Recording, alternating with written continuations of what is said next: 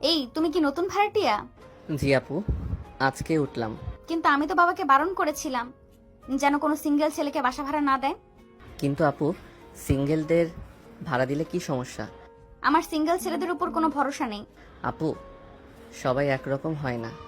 আচ্ছা, নিজে যদি এতই ভালো হও তাহলে বলো, বিয়ে হয়তো করো নাই তাই বউ নাই, কিন্তু বাবা মাকে সাথে রাখলে কি সমস্যা?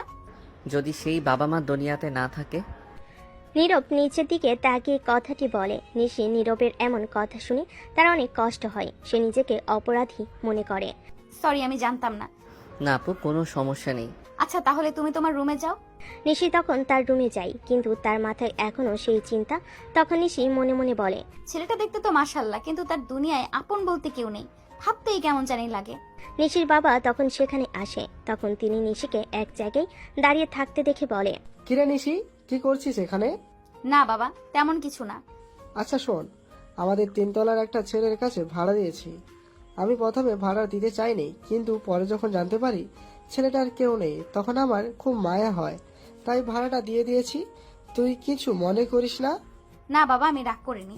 তুমি খুব ভালো করেছো ভাড়া দিয়ে। আচ্ছা মা, শোন, শুনলাম ছেলেটা একটা কোম্পানিতে পার্ট টাইম চাকরি করে, তার সাথে পড়াশোনাও করে, তাই ভাবলাম ছেলেটাকে আমার কোম্পানিতে একটা চাকরি দিব। তাহলে তো ভালোই হবে। ঠিক আছে, আমি তাহলে ছেলেটাকে বলবো আজকে ওকে আমি আমাদের বাসায় ডিনারে ইনভাইট করেছি, তখন ওকে বলবো। রাত 8টা বাজে। নিচতলার ডাইনিং টেবিল সাজানো হয়েছে বিশেষভাবে। নিশি আয়নার সামনে দাঁড়িয়ে, চুলে হালকা খোপা, মুখে হালকা সাজ।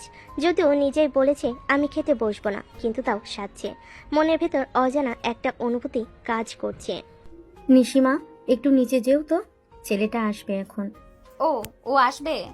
হ্যাঁ মা, তোমার আব্বু আজ থেকে ডিনারে দাওয়াত দিয়েছে। নিশি সিঁড়ি বেয়ে নিচে নামে। গেটের সামনে দাঁড়িয়ে নীরব। সাদা শার্ট, কালো ট্রাউজার, হাতে পুরনো একটা ব্যাগ। চেয়ারে শান্ত, চুপচাপ এক ছায়া। দেরি করলে কেন? অফিস থেকে একটু দেরি হলো আপু। এসো ভেতরে। ডাইনিং টেবিলে সবাই বসেছে। ভাত, রোস্ট, ভাজি সব সাজানো। নীরব চুপচাপ খাচ্ছে, যেভাবে তার স্বভাব। খাও বাবা, সংকোচ করো না। ধন্যবাদ আঙ্কেল, খাবার খুবই মজার হয়েছে। আচ্ছা বাবা শোনো, তুমি যদি কিছু মনে না করো, তোমার মতো মেধাবী আমার পরিশ্রমী ছেলেকে আমি আমার কোম্পানিতে দেখতে চাই। চাইলে একটা পার্ট টাইম পজিশনও দিতে পারে। খুব ভালো প্রস্তাব দিয়েছেন আঙ্কেল, আমি কৃতজ্ঞ। তবে তবে আমি নিজের জায়গা নিজেই তৈরি করতে চাই। কেউ যদি কাছের হয়ে যায়, তখন যেন সেটা আমার জন্য সুযোগের রাস্তা না হয়ে দাঁড়ায়। এই ভয়টা আমার সব সময় কাজ করে।